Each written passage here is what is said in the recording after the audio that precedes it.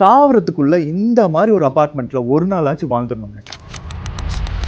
கோடி கோடியா சம்பாரிச்சு என்னங்க பிரயோஜனம்? நம்ம வாழ போற இடம் நம்மளுக்கு பிடிச்ச மாதிரி இல்லைன்னா சம்பாதிக்கிறது எதுக்குங்க?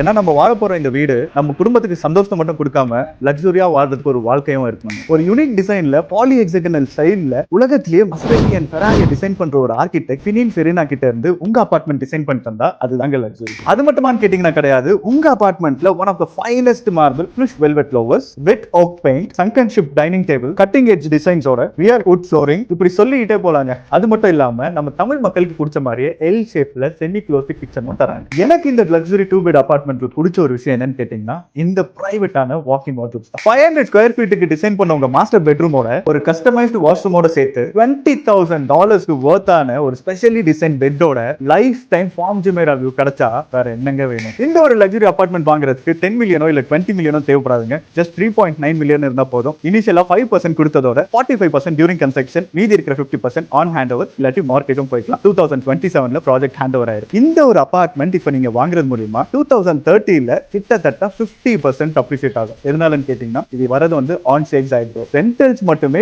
200K வந்து ஜெனரேட் ஆயிட்டு இருக்கு. இதுல ஒரு நல்ல யூனிட் வேணும்னு நினைச்சீங்கன்னா கீழ இருக்கிற நம்பருக்கு கான்டாக்ட் பண்ணுங்க. ஒரு நல்ல யூனிட்டா பார்த்து நான் உங்களுக்கு எடுத்துக்கிறேன்.